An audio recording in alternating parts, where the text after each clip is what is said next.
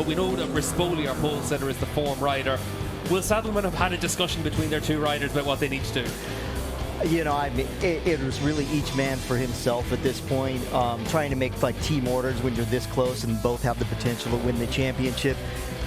Everybody for themselves. Elbows out, let's get her done. You know, I think that was the discussion last night, is let's beat James. Every man for themselves and every agent for themselves as well. Rod, you'd imagine that there's been a few discussions that have been had about what to do with the bonus money if there's a championship on the line. It's tough, a tough position. That's what you want as a team, but it also, man, it makes it tricky.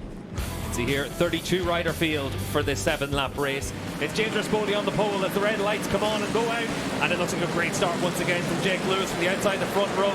Number 85 gets himself into a position to take the whole shot into turn 1. Corey West, our championship leader, is in 3rd position. And it looks like James Rispoli, our pole setter, in 2nd spot. Our top 3 in the championship, 1, 2 and 3. And Dominic Doyle in 4th as Corey Alexander tries to attack down in towards turn 3 and up towards the keyhole. And the arch bike trying to move into the top 5 spots. Makes that move nice and clean. But Rog, we've got our top 3 away at the front. That's what they're going to try to do. See Dominic Doyle trying to get in the draft of the Harleys. Look at the arch bike there. It fits. Going to try to make a move on this back straightaway. Let's see now for Corey Alexander using that draft on the run down in towards turn 6. We'll see if he's able to attack. Not quite close enough, but Corey West looks like he's close enough to try and ghost a move there alongside his teammate as Corey Alexander goes the long way around the outside there, Roland. Yeah, he's making his moves early. Out in front, and Corey Alexander trying to make the move on Corey West. Down the back straight up to use that draft, holds that inside line on the number 23 bike. And Corey West, though, really late on the brakes there to hold off Corey Alexander. As once again, though, Alexander able to carry that roll speed, Rod.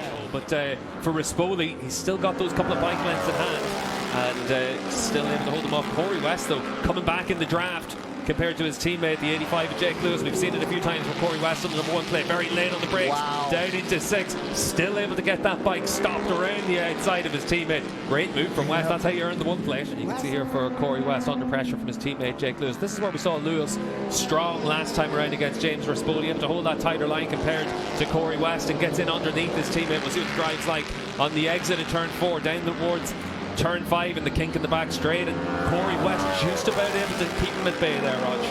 You see Corey now knows what he needs to do. He's fighting hard with his teammate.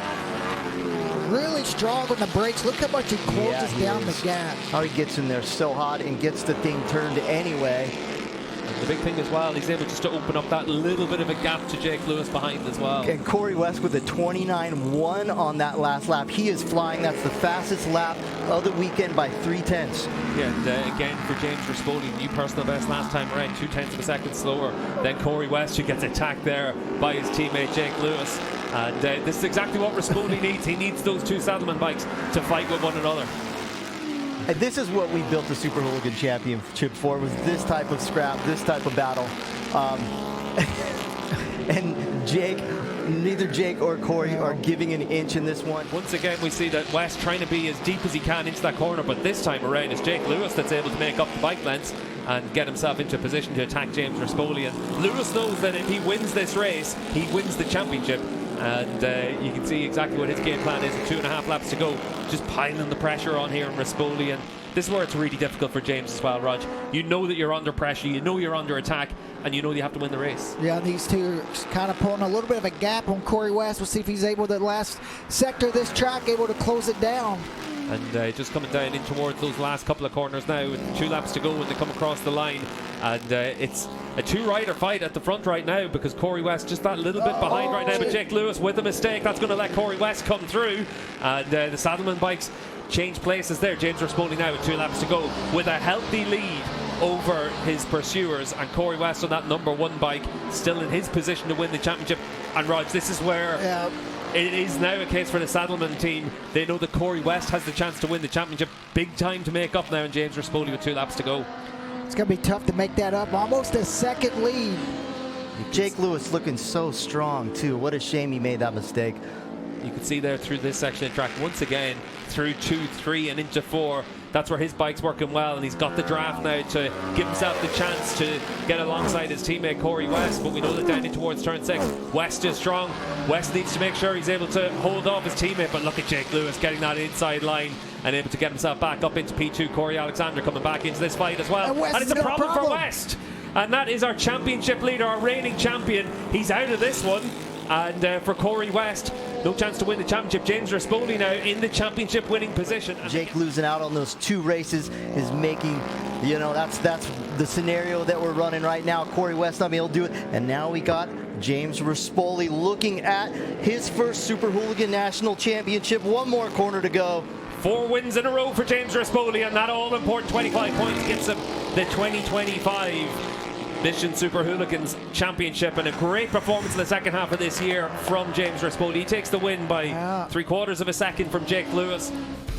James Rispoli rolls down pit lane, and Rog, when you're able to get a championship like this, he's only led the championship for these last couple of laps effectively, but these are the only couple of laps that matter. And you can see exactly what it meant for our champion James Rispoli. And interesting, over the course of a 10-race season, all 3 of our championship contenders 2 non-scores, and for our top 2 in the championship, Rispoli, and for Jake Lewis, 4 wins, 7 podiums apiece. And for James Rispoli, that 4 race wins in a row comes with a margin of 0.8 of a second over Jake Lewis at the end. Yesterday it was a second between them, and Dominic Doyle able to back himself up with another podium finish. Well, as it is, the championship is won by James Rispoli by a 4-point margin at the end from Jake Lewis, and Corey West came into this race with his 5-point championship advantage, ends up 19 points back in 3rd spot.